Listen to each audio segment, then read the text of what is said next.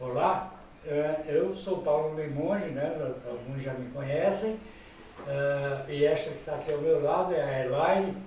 Ela irá, a partir de agora, colaborar conosco nos nossos modestos vídeos.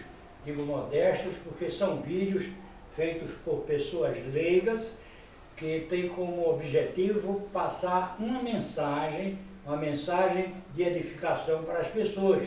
Necessariamente, as mensagens não precisam ser passadas por professores, por especialistas, por cientistas, por teólogos, mas nós leigos, cada um de nós pode e deve passar a mensagem daquilo que ele sente, considera e reconhece como boa semente, ou seja, a mensagem sobre o nosso Deus, o Deus dos cristãos, né? Que é o Deus de todos, né? Daqueles que o reconhecem e daqueles que não o reconhecem, né?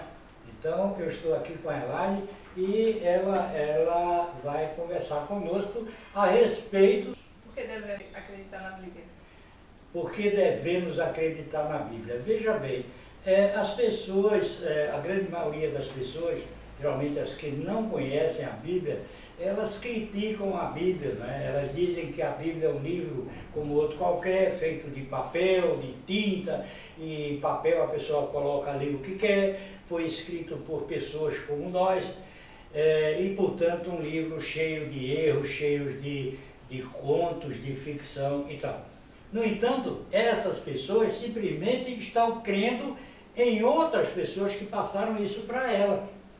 Essas pessoas que não sabem a importância, ou qual é a mensagem da Bíblia, ou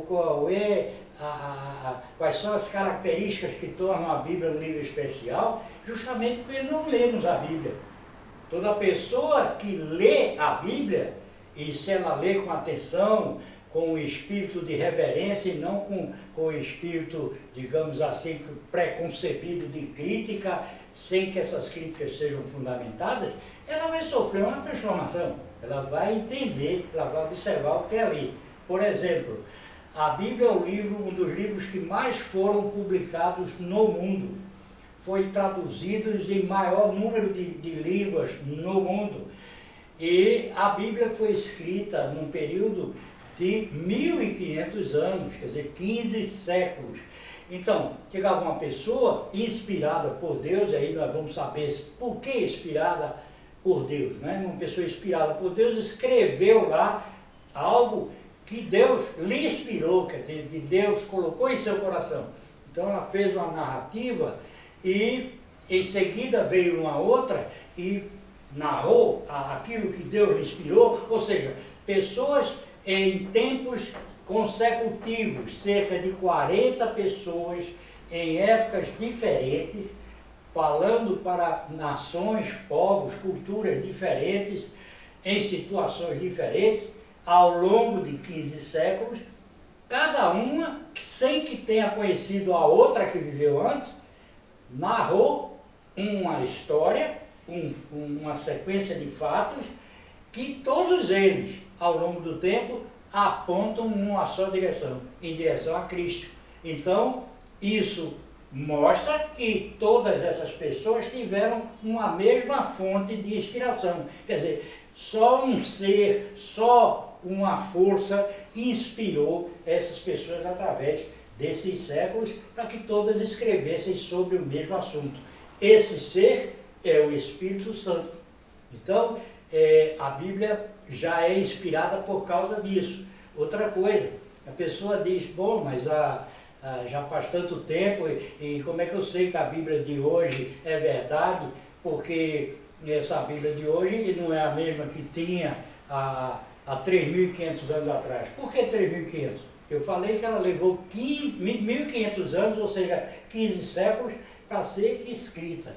Mas depois que a Bíblia foi escrita, quer dizer, as escrituras foram registradas, já se passaram 2.000 anos. Então, 2.000 anos com mais 1.500 são 3.500 anos. Como é que eu sei? Bom, em primeiro lugar, o material onde os primeiros que escreveram o Antigo Testamento, da Escritura, né, o Antigo Testamento, os materiais que eles usavam eram materiais que se estragavam com o tempo. Que materiais eram esses? Papiro, e onde eles escreviam com a tinta feita à base de carvão, água e cola, e eles escreviam, e esses papiros eram guardados com registro, mas material que se estragava em um tempo relativamente curto. Uma outra maneira, outro material, era a pele de animais. Eles tratavam a pele que chamavam os pergaminhos. Também em tabletes de argila, em pedras, e para isso eles usavam a pena, eles usavam estilete, eles usavam o cinzel para cortar uma pedra, e através da ciência da arqueologia, os pesquisadores, através do tempo, foram achando cópias, porque eles tinham que fazer várias cópias, para que aquele primeiro estava se estragando e já fazia outra. Então, existiam pessoas que se dedicavam a copiar esses documentos. Só que, mas nós temos, em relação ao Antigo Testamento, não só que acharam-se através do tempo muitas cópias, então quanto mais cópia um documento tem e quanto menor o espaço de tempo entre uma cópia e outra, a pessoa vai vendo aqui, copiou, é a mesma coisa daqui, é a mesma coisa dali, vai confirmando a exatidão daquelas cópias. Então, essas cópias foram sendo repetidas através dos tempos, e em relação ao Antigo Testamento, à medida que o conhecimento do homem foi aumentando, ele aprendeu a decifrar hieróglifos, também uma escrita chamada cuneiforme, e a partir daí, desses documentos e desses registros que foram achados através do tempo, confirmando a exatidão das cópias. Por exemplo, se nós pegarmos livros de pessoas que nem cristãs eram, tinham ódio aos cristãos, por exemplo, romanos, imperadores romanos, escritores romanos, escritores judeus como Flávio Josefo, ele era um escritor judeu que não era cristão, e ele falou porque ele escreveu sobre fatos que ocorreram um pouco antes do nascimento dele, e ele falou sobre Jesus, que diz que Jesus foi crucificado, e as pessoas do seu tempo narravam que ele apareceu depois de 3 dias de morto a essas pessoas, e foram muitas pessoas que presenciaram isso, sobre os milagres que Jesus havia feito. Então, como era uma coisa muito recente, se alguém inventasse uma história dessa, quando a maioria das pessoas que testemunharam aquilo ainda estavam vivas, quer dizer, é mentira, isso não aconteceu. Mas a maioria, numa ocasião só, tinha mais de 500 pessoas. Por exemplo, Sermão da Montanha, Jesus multiplicou pão e peixe para 5.000 pessoas. Então, muitas pessoas tiveram contato com Jesus. A pessoa só pode saber por que crer na Bíblia, primeiro lendo.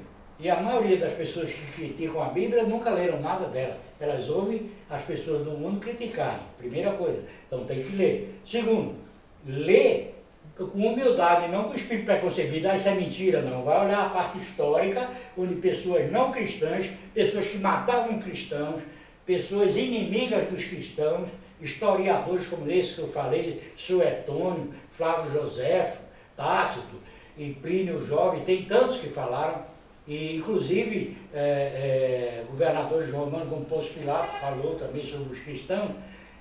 É a fonte histórica, a fonte arqueológica, a arqueologia que vai desenterrar lá, desencavar. Como, por exemplo, Isaías falou num rei assírio lá, chamado Sargão II. E um cientista, um arqueólogo, ele desencavou lá nas escavações lá em Israel o palácio de Sargão, mostrando que foi uma coisa real. Os historiadores achavam que aquilo era invenção, era conto, porque até aquela época não tinha se encontrado.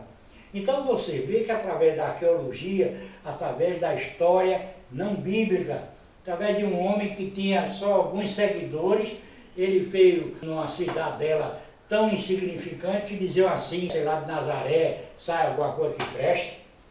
E ele foi lá, andou por aquela região e modificou o mundo, a história do mundo. E até os que não são cristãos aceitam a divisão da história geral da humanidade em antes de Cristo e depois de Cristo. Então ele diz 100 anos AC, antes de Cristo, 70 anos DC, depois de Cristo. Então, e um homem que era pobre, um homem que não se conseguia distinguir, ele passava como um homem comum, no entanto, foi um homem que ressuscitou, um homem que enfrentou tudo quanto foi sofrimento que nenhum ser humano comum suportaria.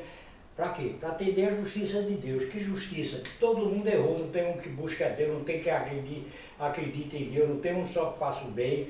Então diz, todo mundo pegou, porque descendo de Adão, que Adão foi atrás da conversa de Satanás, se apresentou através de uma serpente e disse, Deus falou isso porque sabe que vocês comerem da fruta dessa árvore aí do bem e do mal, vocês serão como Deus, conhecedor do bem e do mal. Então o homem quis ser dono do seu nariz, Adão, quis ser independente de Deus, desobedeceu a Deus e foi na conversa de Satanás. A partir daí ele caiu e todos os descendentes dele vieram como se descendem, ele tem um traço genético.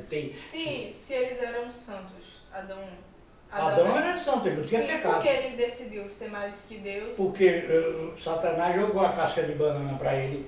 Disse, olha, Deus disse que você não comesse, porque sabe que se você comer vai ser igual a Deus. Então ele achou que podia ser igual a Deus, conhecedor do bem e do mal. Daí plantou a semente da desobediência. Então quando Adão fez isso, quem descendeu dele herdou. Como o sujeito tem filho, o sujeito tem olho azul, que é uma característica genética que passa para o filho, mesmo assim a semente do ser humano ficou contaminada a partir daí. Então a justiça de Deus disse, camarada, se você, por exemplo, agride uma autoridade, um presidente, uma grande autoridade, você está sujeito a uma penalidade legal. Você imagine você agredir Deus Todo-Poderoso, que criou tudo quanto existe, o ser santo, e não tem nada mais poderoso, nem ninguém mais do que ele. Então, ofender da maneira que foi ofendido, então o homem não tinha condição de reparar esse dano mais. E a justiça de Deus diz, todo mundo pecou, todo mundo merece condenação. Agora, eu ofereço, Deus diz, eu ofereço de graça a salvação. De graça o quê? Sem você precisar fazer nada. É só você querer, agora você não é obrigado. Se você quiser, eu lhe dou. O que é que eu preciso fazer? Não precisa fazer nada. É só querer. Você quer? Você acredita que, como ele chegou lá, saiu de uma festa em Jerusalém, ele foi num campo chamado Betesda, que tinha 5 galpões de gente coxo, paralítico, né? Que não se mexia. Ele foi junto do que estava lá há mais tempo, há 38 anos, e olhou para ele e disse assim, queres ser curado?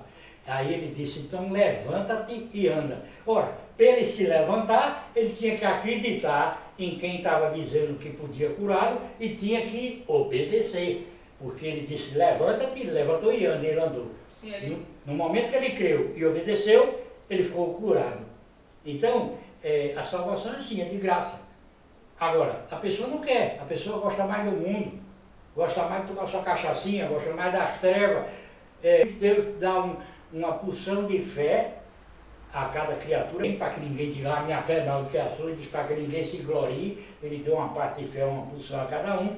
O Evangelho de hoje assim diz, no princípio era o verbo é palavra, e o verbo era Deus, o verbo estava com Deus, e o verbo se fez carne. Ora, quem se fez carne? Foi Jesus que nasceu e habitou entre nós.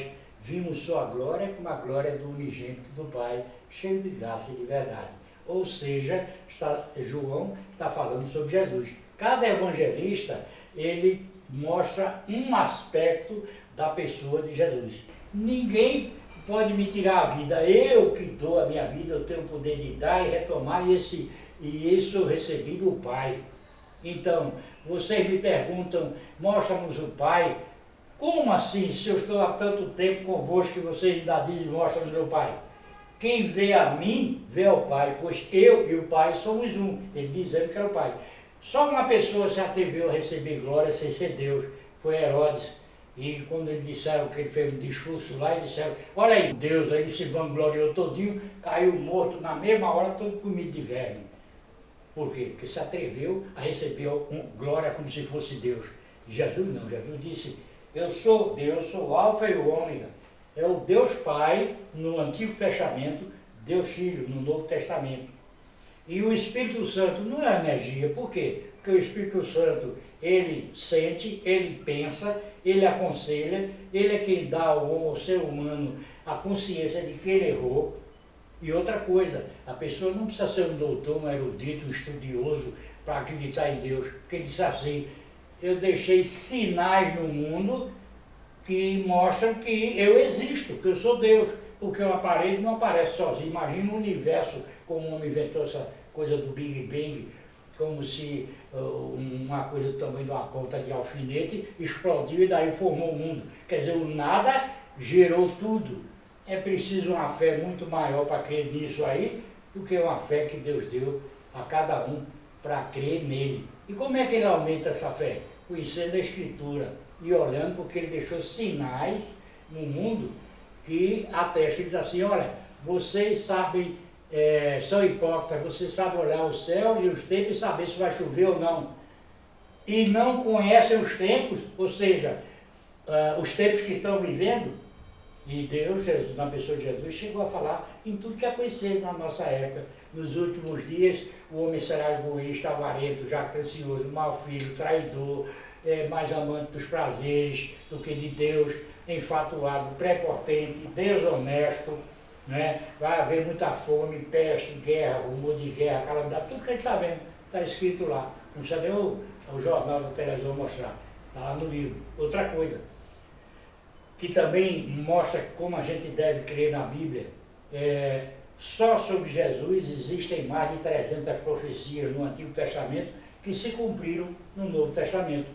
De onde ele se seria de Belém, que Davi, mesmo no Salmo de Davi, descreve a morte de Jesus como ele tivesse assistido ali. Disseram, deitaram sorte sobre a minha túnica, perfuraram minhas mãos e pés, uma súcia de cães me rodeiam, né? E sai descrevendo todo o martírio que Jesus iria sofrer séculos depois.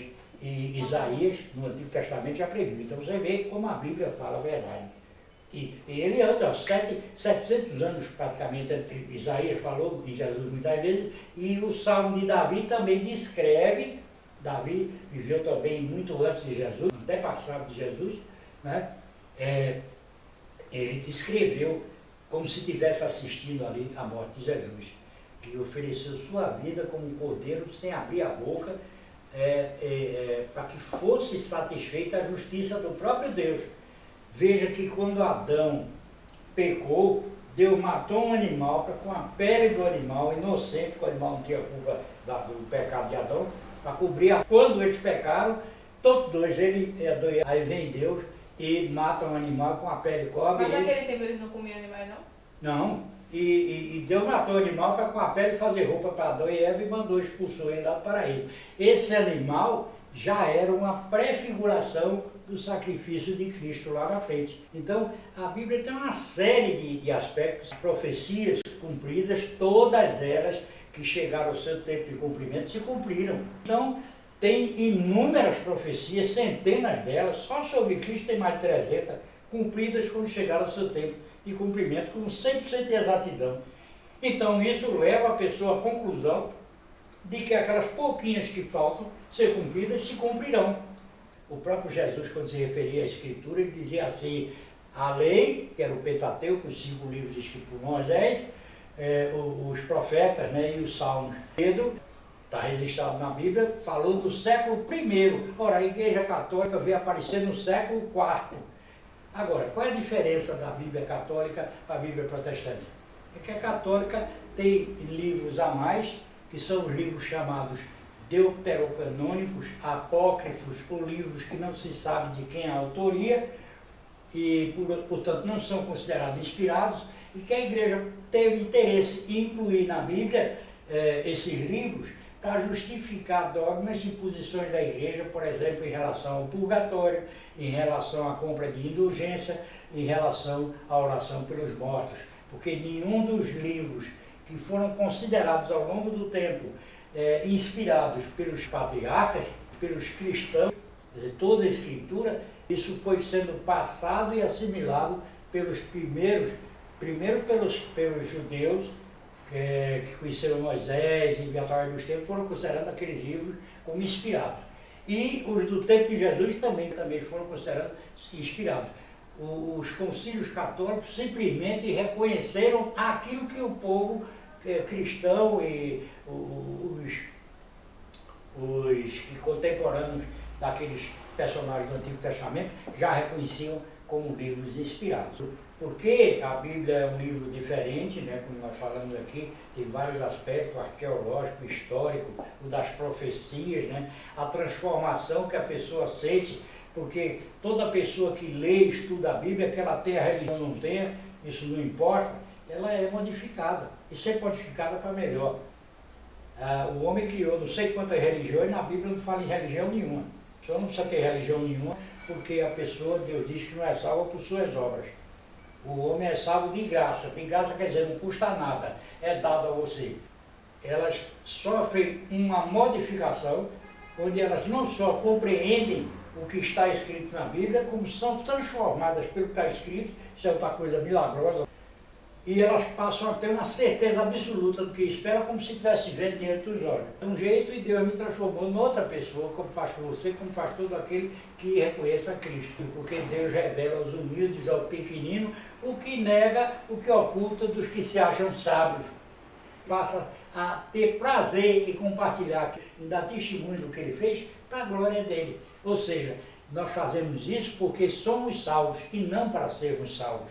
Então, nos próximos vídeos, nós vamos tentar abordar esse assunto que nós conversamos assim, de uma maneira muito diversificada e muito superficialmente, porque nós somos leigos, mas vamos tentar colocar o assunto em cada vídeo daqui para frente separado. Vamos fazer um vídeo sobre a Bíblia, vamos fazer outro sobre Jesus, vamos fazer outro sobre a Trindade, enfim, como leigos, dizer um pouquinho, dando testemunho, porque isso que nós fazemos é para a honra e glória de Jesus, e não para nossa, tá certo? Eu quero agradecer a sua colaboração e também agradecer a todos os que têm prestigiado o nosso canal e dizer a vocês que se vocês se inscreverem, derem o seu like, se aprovarem, como muitos têm feito, vocês estão ajudando a passar a mensagem, aquela que todo cristão ele sente alegria em fazer, é partilhar a boa semente que ele recebeu